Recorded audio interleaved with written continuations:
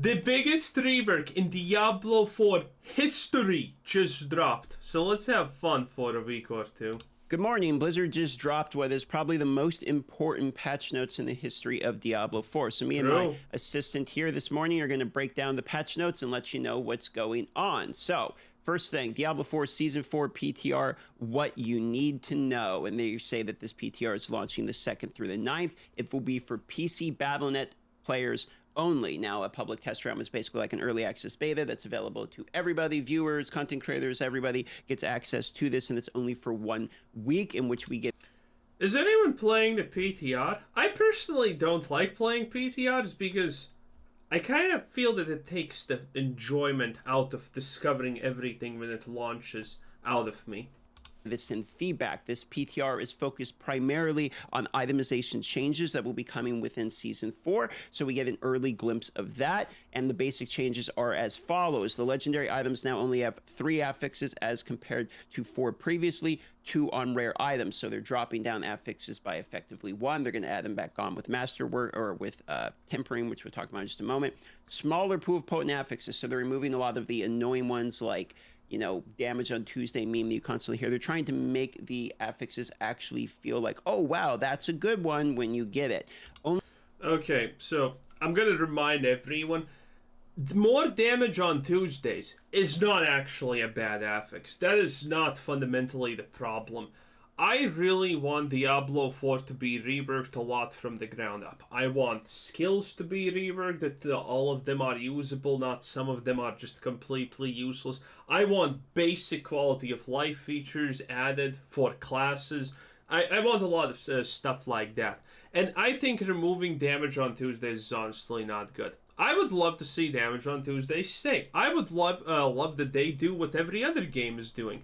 Because keep in mind, games like Path of Exile, games like Last Epoch, even Torchlight of all things, has damage on Tuesdays. But they have even more. They have damage on Tuesdays while it's raining, while it's dark and light at the same time, and while there are 5 rainbows outside. Those are the conditions of their affixes that these games have. And it works perfectly for them. And the reason why is because the base game is more solid. Diablo 4 needs a lot of base things reworked. In my opinion, first, not actually these not base things of the game. Because all of the other games give you a way to make it Tuesday, raining, thundering outside, and having 5 rainbows when you require it. Diablo 4 gives you the damage on Tuesdays, but it doesn't give you a way to make it Tuesday whenever you want, or with a little bit of comboing or slight effort. Every other game does that. And when when DM says things that feel more impactful, they sadly mean just literally bigger damage numbers. So, you know, if you're going to get 1 tier above, you're instantaneously going to feel the damage, because instead of 10 damage, it's going to be like 20 damage more. So yeah, I think that's very basic, but at least it's new. Only sacred items are in World Tier 3, only ancestral items in World Tier 4, so no more bloat of drops. They're really limiting the number of drops. They talk about this later on, but effective. I am willing to place my life on the line that I have heard the devs say, oh, this change is going to happen a season or 2 ago, and it never did. They're going to have drops be fewer and far between, but more impactful. This will also help with some storage issues they're hoping. Affix values are turned up to be punchier. We want you and the Fiends of Sanctuary to really feel them. So they, like I'm saying, they're trying to make the items feel more impactful. They actually are doing this also by adding new affixes in general that can drop resource per second, resource on kill, lucky hit applying vulnerable. So this way we actually... So, yeah, I mean, kind of nice, but lucky hit apply vulnerable makes it so that a lot of other things are not valuable that apply vulnerable technically. Life per hit, we already have life leech, and it's supposed to be like this kind of rare thing, honestly, so I'm not sure about that. Resources on kill, just another damage on Tuesday. Just another damage on Tuesday. To get new ways to apply vulnerable here, life per hit, and basic skill ranks. These are all like pretty good affixes that now have opportunities to drop on either different items or new drops entirely. So you scroll down to miscellaneous updates. Legendary items are now always 925 if level 95 plus drop them. So again, more impactful when you get them, less bloat, less looking at items. I mean, like that's just like an 830 item power. It's trash. They're trying to make that less annoying for you. Yeah, this is good. This is something that probably everyone wants. Because if you play this game, you know the brutal reality is that if an item has less item level, it's unusable than what you currently have. It doesn't matter if it has better affixes or whatnot. Well, for armor it kind of matters, right? But pretty much for anything else, does not matter. For weapons, no. The higher item level, the better it is. It doesn't matter if the implicits don't even matter. They have simplified by adding core stats and simplifying what the bonuses actually do. Salvage, crafting, and rewards have all been tuned to significantly reduce the item drop rates. I was just mentioning this. However, it will be more impactful when you do get them. Item reroll. When are they gonna add the basic quality of life feature? Maybe it is in the game, but if it is, I cannot find it. And I have looked, I think, pretty thoroughly for it. The ability to turn off gold drops and crafting item drops. Because, man, that I don't like picking up all these useless piles of gold and whatnot. Rolling gold costs capped when enchanting, so you no longer can have an item just infinitely go for like obscene amounts of gold. Material removal and consolidation. They're putting them together. All right, material removal, they're making it easier for you to keep track of your materials, and Forgotten Souls can now be from Whispers. So again, another buff to Whispers, Nice. and now global rare drop from Elite. So effectively, we can get these Forgotten. Whispers is unironically the absolutely best and most fun mechanic in Diablo 4. Like, just completing the Whispers feels so good most of the times. And Whispers are the best mechanic because typically Whispers are like, okay, you click on this corpse, and then it summons a wave of baddies, and then it summons a boss, and you're supposed to kill it or something like that. You know, Whispers are like very neat, very simple on the fly. Because everyone in Diablo 4 hates basic events, you know? Like those where you have to... Though, like, the Soul Collection one is probably everyone's favorite one, because it's the most brutally simple one, right? It's the most straightforward. Because they take time. Every time you click on an event, it just locks you in for a period of time. And you know which game never does that? Path of Exile. Path of Exile has so many mechanics that are similar-ish to these events, but they're instant, okay? You find a pack of special stuff. You find something that you click on, and it's one click, and something happens. And that's it. It doesn't start an event that you're now sitting there for 5 minutes doing, and there's no way to even speed it up. Forgotten Souls outside of just salvaging or something like that. A little bit easier to acquire now. Now, moving on to uniques. Uniques appear earlier. Some of them start in World Tier 1 and 2, so you have the opportunity to get these sort of right at the start of the game here. All uniques can drop in World Tier 3, so you know... Dude, World Tier 3 dropping all uniques is honestly kind of huge, and that's honestly a really good change. But most people don't even... Dude, okay? Let's be real. A lot of people don't get to World Tier 4. Because the dungeon that you need to complete for World Tier 4 is one of the most poorest design frustration traps that anyone has ever seen in their life.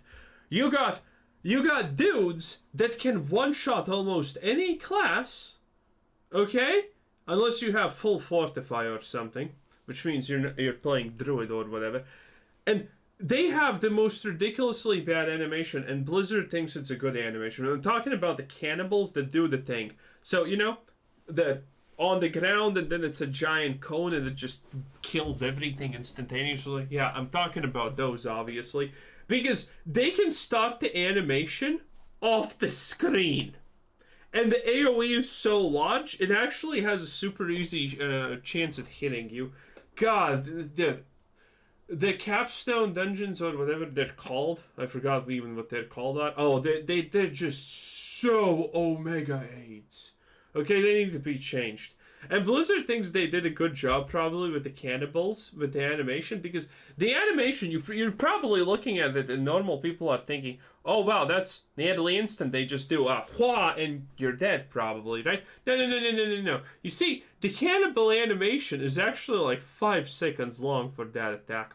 It's just so poorly made, no one knows that the first 4.5 seconds are a part of the animation. They start jumping up and doing a wah! Yeah, that's the beginning of that animation. How does that make sense? I have no idea. But that stuff needs to be changed, okay? Getting royalty at 4 is absolutely beyond frustrating. Especially as Necromancer, that again I play a lot. Unless you're Omega tanky, even if you get through the cannibals that are gonna one-shot you and are literally annoyance, and then you get to the last boss. What's his stupid name? The thing that's that he puts on the ground that is almost invisible if you're playing Blood Surge. That it's almost invisible if you are playing playing summons and not in the summons. Yeah, that thing. That thing can also one-shot you. And, you know, if you don't see it, good luck dodging it on accident. No longer have to wait to Weirdo Tier 4 to try to get like your Tempest Roar, for instance. And the Uber Uniques are now dropping at level 55 plus with a rare chance with a 925 item power, obviously. So now this is the tempering. And the big portion that you're probably wondering when it comes to itemization changes here, you're going to notice that there's this fancy little screen, effectively because legendary affixes are only 3. You can now add 2 more, so it actually goes to 5 now. Okay, I don't understand one thing about the new crafting system, right? Legendaries have 3 open affixes, not open, but unidentified affixes instantaneously. I'm not looking this as crafting, by the way. I'm essentially looking at this whole system as identifying. Because that's the more correct term. Not crafting, but identifying. And so legendaries have 3 already open, right? You know of them. And you can add 2. So, can you have 2 open instantaneously on rare items and then you add 3? Is that how it works, or you're supposed to find all items legendary? I don't understand this part. Now, meaning you actually gain affixes over what the old legendary items used to be, and this is sort of what... Because I don't want there to be a situation where you must 100% find legendaries to fill your items with. That would be kind of bad. The UI is going to look like. For this, you can add 2 tempered different affixes, and you can have 5 like reroll attempts on the affixes. And that is because there are categories that once you've gained these manuals, effectively, you retain them for unlimited use. So you can use them over and over and over again here. But these manuals have a variety of affixes, so you are re-rolling these manuals in order to attempt to get the affix you want off of that category of manual here. And you can see ancestor items can have 2 tempered affixes from different categories, whereas the sacreds, I'm assuming via proxy, can only maybe have 1 of these, because they say ancestor items can have 2 tempered affixes from different categories. So you get an item, you have 3 stats on the legendary item, you go to upgrade these tempereds, you put in a manual, you get 1 of the lines that the manual have to offer. Then you do it again if it's Ancestro, you get another line, and you can reroll those manuals if you would like to get different lines of the affixes. And you can see here is an example here. He got 30% Bone Spirit, Necromancer. I don't understand what's the point of Bone Spirit size, because it deals damage when it detonates, not when it passes through. I'm kind of confused. Only, tempering here from his affix. This is where we get into kind of the cool part with the greater affixes. Effectively, items that drop on the ground can have a chance to have more powerful versions of the affixes that are 1.5 times the maximum row of what that affix would have been. So let's say the max row of life would have been 100. You get a greater one, it is 150, for instance. And you can actually have up to 2 greater affixes, and that will be shown when it actually drops by having the number next to it, letting you know how many greater affixes this item has. So once again, some clarity of items drop. It really seems like they're focusing on trying to make it where you don't have to dig through so many items on the ground. That's These good. only drop starting in World Tier 3 and 4, obviously, and then players cannot enchant into a greater affix, so if you're trying to enchant over and over and over again, not going to work. Now, admittedly, there's going to be a lot less up picking, but a system like this, by the way, does not mean that there's not going to be a TDM in you actually finding gear pieces. Let me explain how this is now going to work.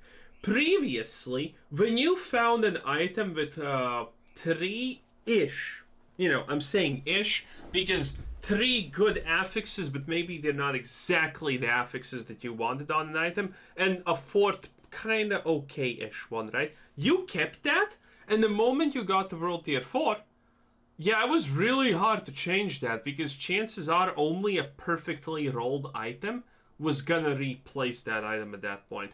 So, it was literally going through hundreds of yellow items of a singular type to maybe get an upgrade for yourself. That's how it was. And it was annoying because, you pick it up and, it's shit and blah, blah, blah. All of that stuff. This doesn't actually change that. Now, because this is what's going to happen. You're going to actually find a lot of items that probably have the stuff that you want.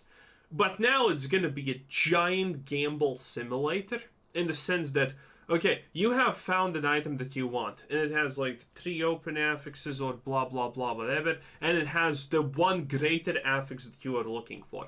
So now you need to go and gamble to add the 2 right affixes on top of that you want. And then you need to gamble further with hitting the correct upgrades for the affixes that you want, which is going to be insane. Finding decent gear is going to become so much easier. Actually getting the super good gear is, well, it's going to be a struggle, let me tell you that. It's going to be... It's hard to say what the chances are, but I'm assuming every piece of gear is going to have to go through at least 6, well, let's say 5, just 5.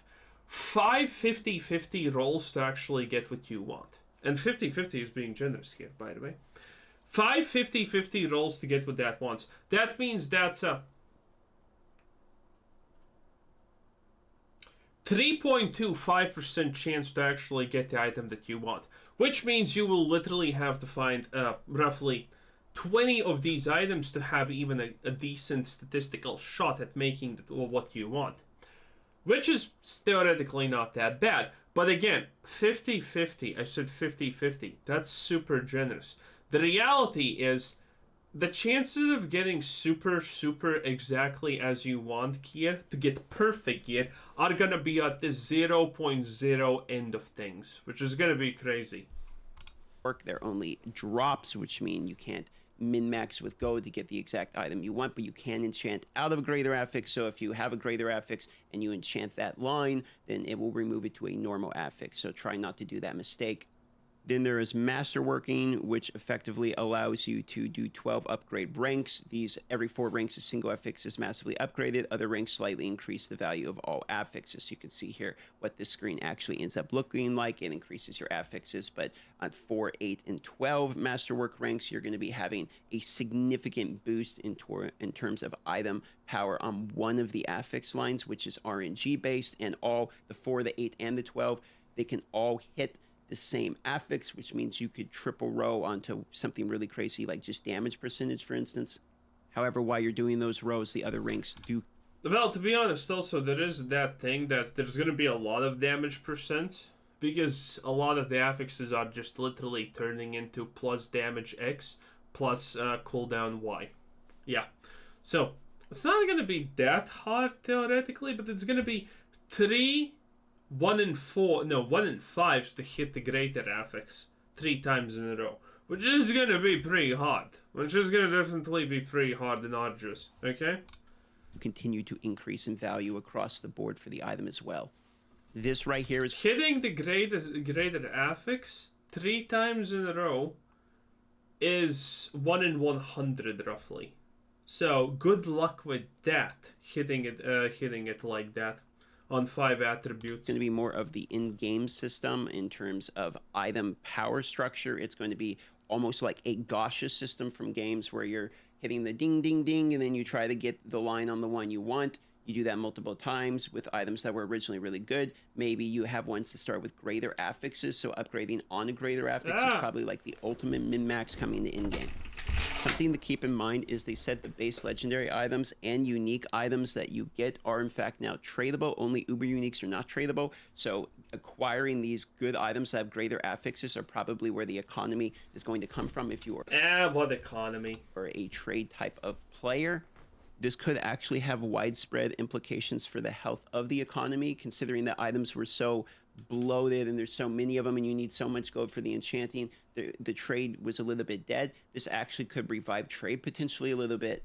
Keep in mind, trade didn't make sense because what are you trading these items for? Gold?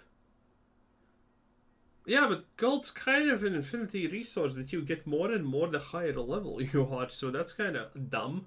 But, you know, as long as people assign value to it, it works. Mind to do the masterworking, you're going to have to do the pit, which we will talk about in just a moment.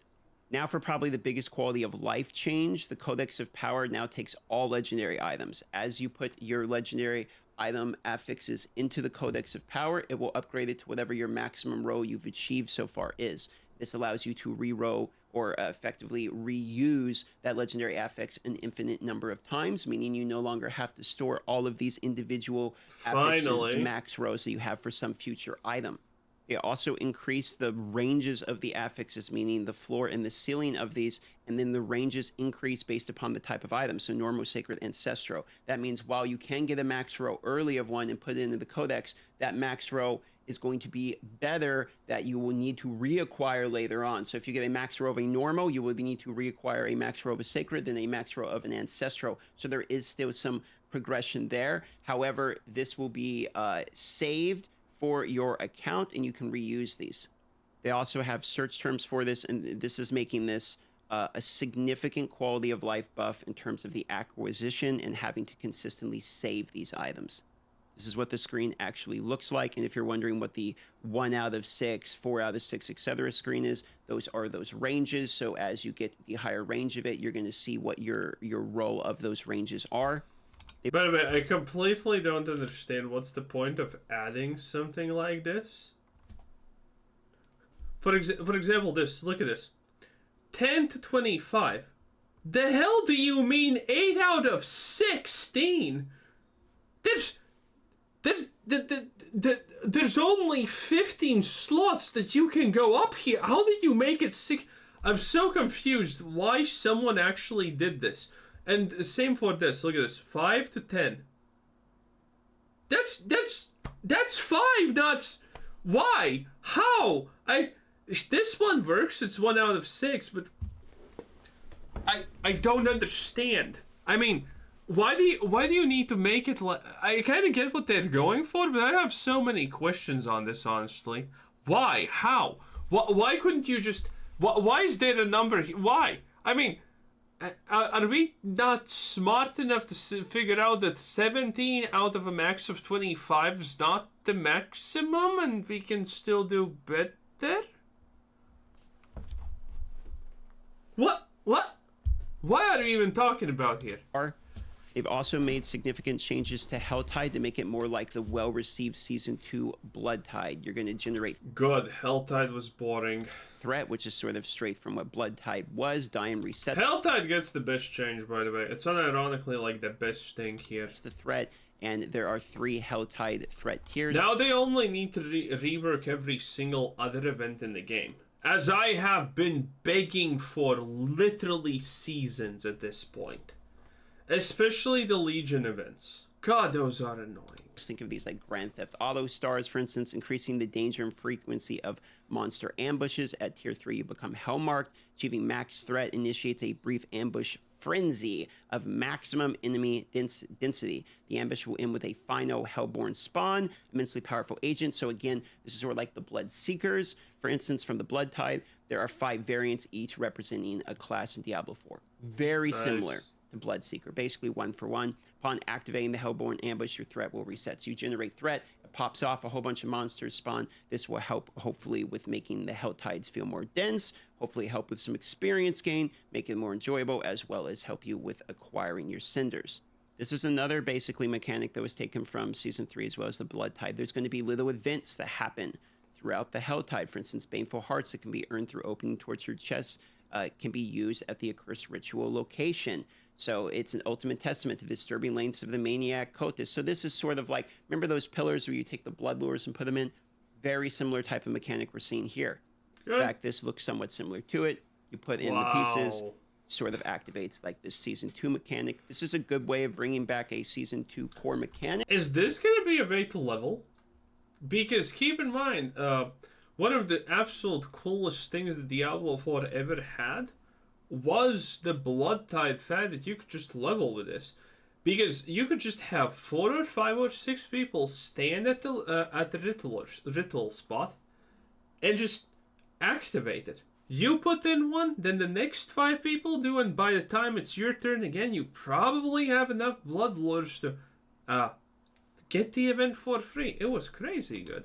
That we all liked in the Blood Tide. I liked the Blood Tide immediately. It was very well received. It was much more enjoyable. And I also hate the Hell Tide originally, the OG concept of it. So making the Hell Tide more like Blood Tide might actually make this enjoyable for me. The farm, when I go to do Forgotten Souls and get cinders and all of the things I kind of have to get anyway, which in turn might make farming for the materials that we need for Uber Durio a little bit more enjoyable. It's now also in World Tier 1 and 2, so if you want to just level all the way through the Hell Tide, you can, although torture gifts or mystery chests instead, no roaming bosses and less density overall, making Hell Tide better at the higher tiers. Now we get into the pit. This is effectively where you're going to be getting the materials you need to do the masterworking that we explained earlier. The pit, I'm just going to explain this as Gray the Rifts or AOZ. You go in, you're going to be able to spawn different rifts of levels that will raise, making the monsters more and more difficult with more and more rewards. The way they explain it is upon entering World Tier 4, you'll receive a priority quest to complete a Tier 46 Nightmare Dungeon, which is where this starts. Upon completion, you'll collect rune shards during in-game activities. Collect enough of these rune shards to ultimately activate the Obelisk in Saragar. Activating the Obelisk since you did the pit, the goal is to slay enough monsters before a 10-minute timer runs out. Each player removes time from the clock. First death removes 30 seconds, second 60, third 90, etc. Slay enough monsters, a portal appears, taking you to the boss's arena. Killing the boss grants you masterworking materials for that masterworking that we talked about just earlier. Killing the boss before the 6 minutes to spare gives you an additional tier unlock. 6 minutes or more is 2 tier unlocks. Pit has hundreds of tiers of difficulty. If the mastery timer expires before you finishing through the pit, you'll still receive the loot, but won't receive your masterworking materials. So you can still get some items, but masterworking will be locked out to actually be able to complete these. And the pit can be undertaken with groups up to 4, with the player who opened the pit receiving the lion's share of the material. That's because the pit does cost something to actually open. There's like a key effectively, and only the player who opened the pit has a chance of receiving the material used for summoning the Tormented Echoes. And that is because there is something now called Tormented Echoes in the game with this boss ladder update. So let's talk about that. Echo of Endario is joining the boss ladder. So now we have Endario. She has no tits, boys. Disappoint. Extremely disappointed, in fact. The same drop table as Durio.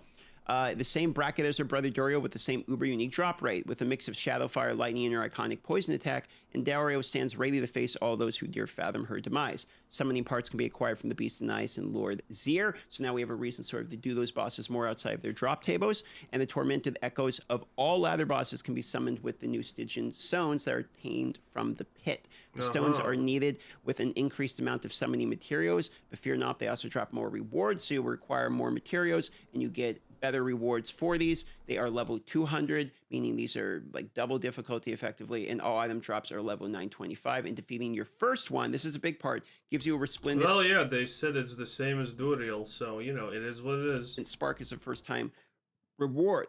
So I believe that the Tormented Echo is per boss, is the way I'm understanding this. So if you do a Tormented Echo Durio, Tormented Echo, and Dario Tormented, you know, of each one of these ladder-style bosses, you should have enough to basically pick an Uber to craft if you defeat them all, which is sort of a guaranteed path to this, is the way...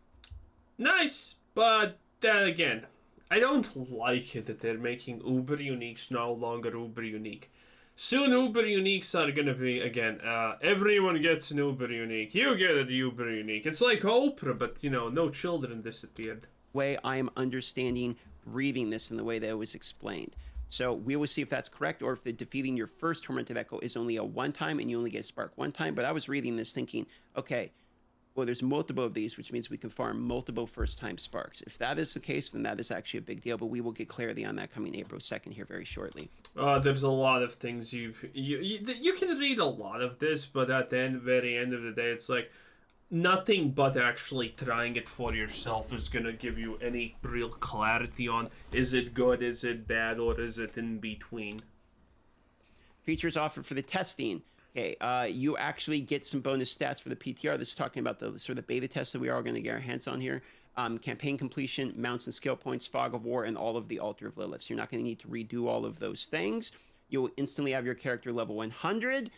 You will get a PTR boost, which will immediately get you to 100 when you just talk to an NPC. Yeah, essentially, I don't know. The PTR just doesn't sound interesting to me. It sounds like people with overbloated egos who want to be important are just gonna go and then write 15 fucking pages of summaries about nothing that honestly matters. Now, I'm not saying that's gonna be everyone, but man, this PTR is not appealing me at all. Honestly, not gonna lie, boys. It is what it is. But that's pretty much it. Good job, odd boy DM. You did well, my sweet summer child. Anyway, that was Dark Might Transact. Why doesn't he not have ending screen anymore? Huh, strange. Well, anyway, this was also Quizzer said, thanks for watching. Subscribe if you haven't already, and have a nice day. Bye-bye.